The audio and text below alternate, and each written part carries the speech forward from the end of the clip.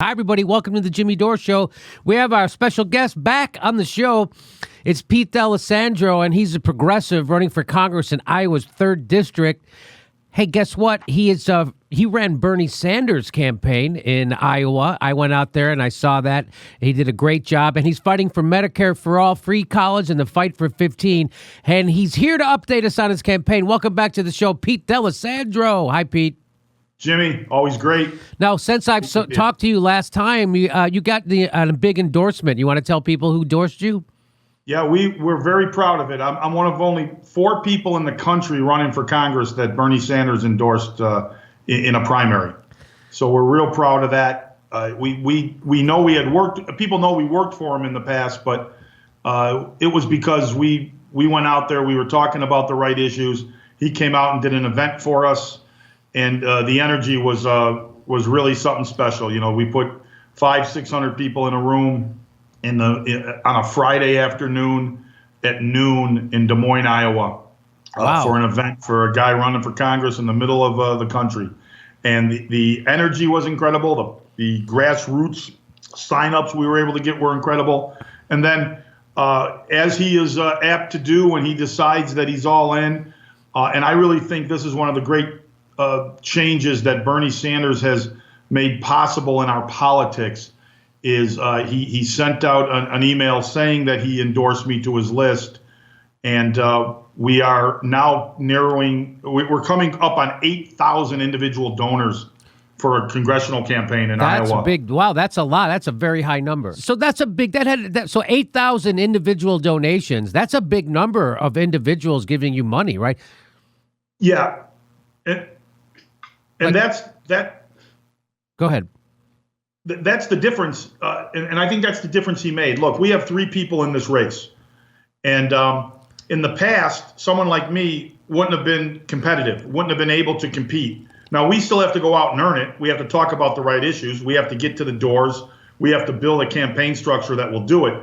But in the past, if you had a situation where you had one candidate who could write their own checks, which is, the case in this district and one of our opponents, and God bless them, you have every right to do that. Another candidate that had the the corner on the market of the $2,700 max out donors, we couldn't compete with that. But because of Bernie Sanders, what he has allowed, because of what he changed and what he made our politics about, is a candidate like me, if we appeal on these issues, can now stay competitive with candidates like that because we can have 8,000 donors at whatever it is, $24 average donation, regular working donations that can now put you in a position where you can raise nearly as much.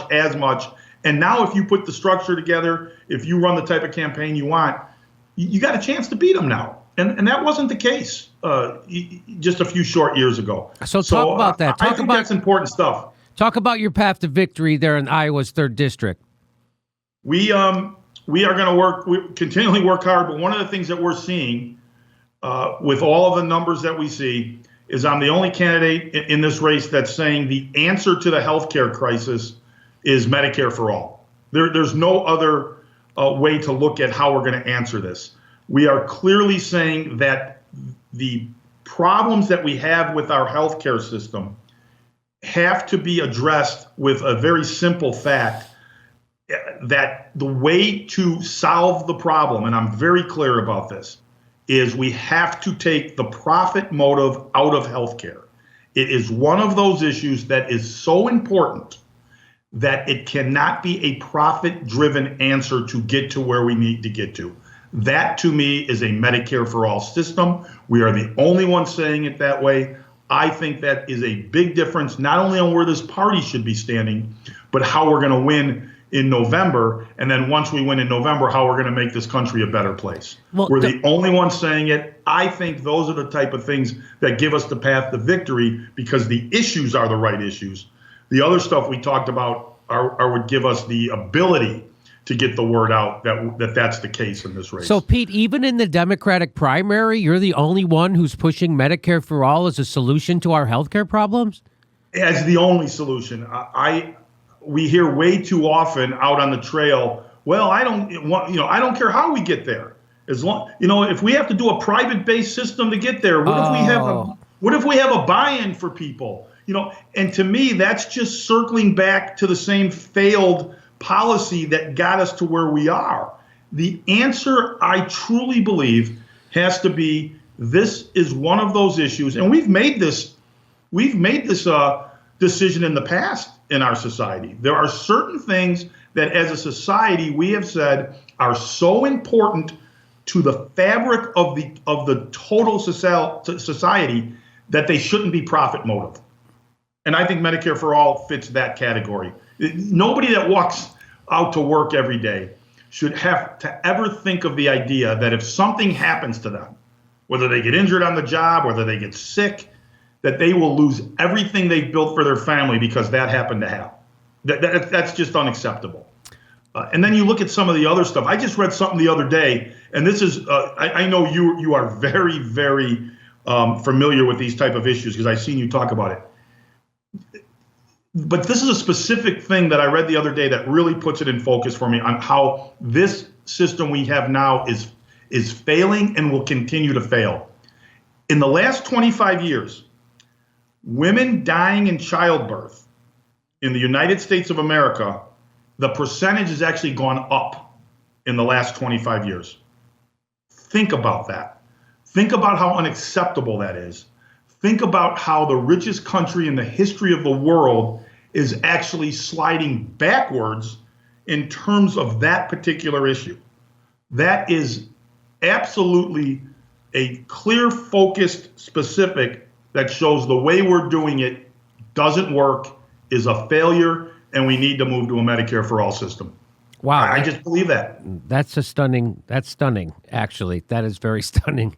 But where life expectancy going down, it's just amazing. And, it's so funny to see the out-of-touch elites. I play a clip on this show often of Tom Brokaw. He was on Morning Joe talking about, we have to raise friends my age think it's crazy we retire at 65. We should raise that up to at least 67. Yeah, your friends. You mean your friends who wear ascots and hang out in green rooms of TV studios. He's not talking about the UPS driver who's dropping off stuff at NBC Studios that day. He's not talking about the maintenance crew or the camera guy or the fireman. Everybody wants a 70-year-old fireman, right? So it's amazing to see how out of touch those people are, and the fact that we're going backwards. And you actually have a solution. That's fantastic that you have solutions. Now, Pete, tell me what we just saw the Democrats again join the Republicans to gut Dodd-Frank. Now, you're going to be a force pushing back against that, but what is that demoralizing to you?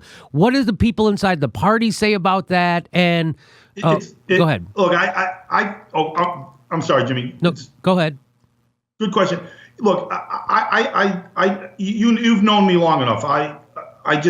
We can't get demoralized because that is what the 1% base their strategy on, is that they're going to wear us down. That at some point we're going to say, hey, we fought the good fight. I got to leave it for somebody else.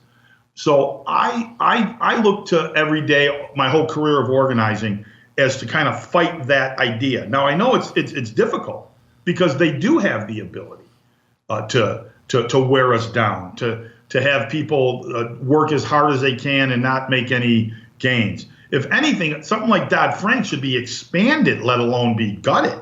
I mean, it probably didn't even go far enough when you think about it in terms of what we should be doing.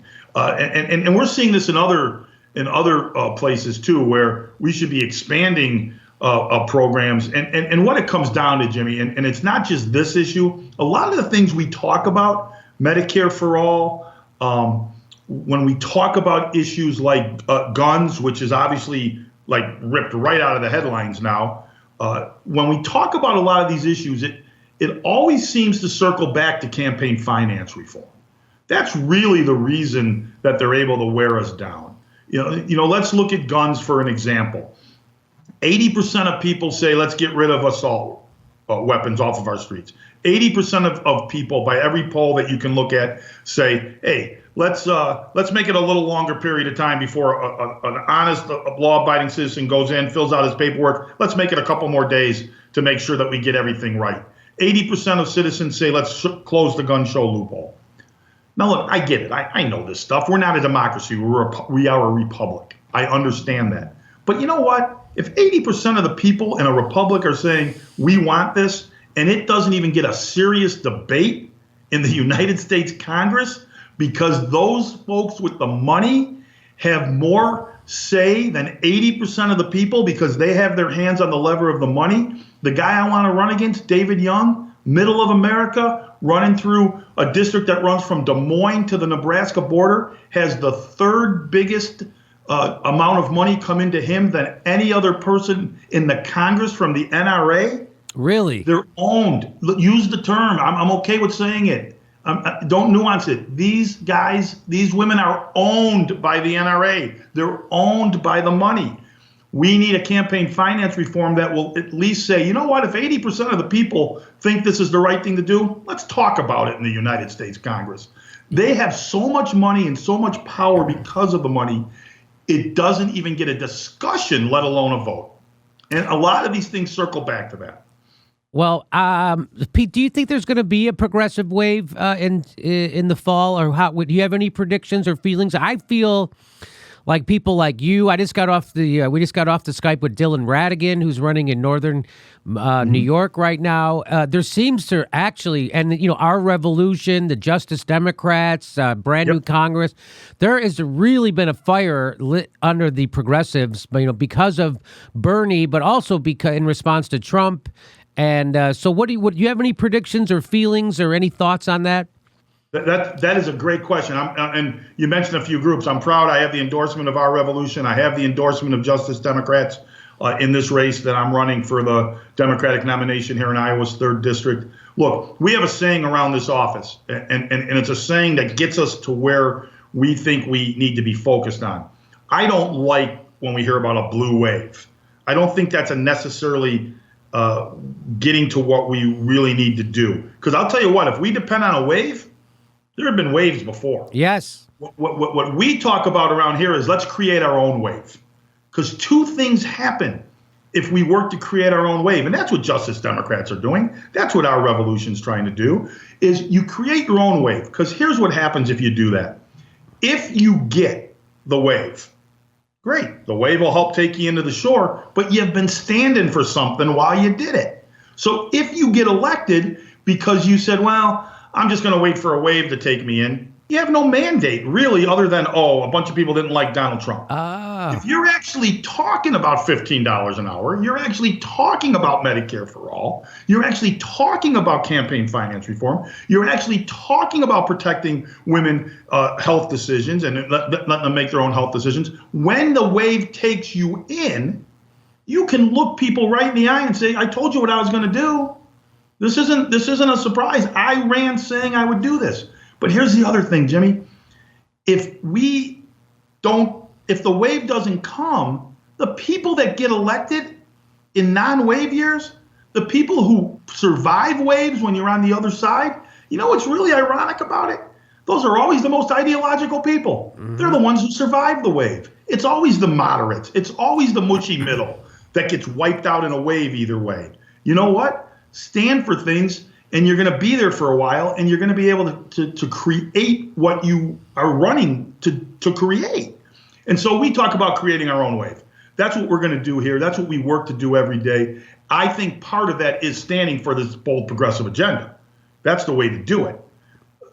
Like I said, I've been doing this myself for 25 years. I've studied it longer. There's been waves before.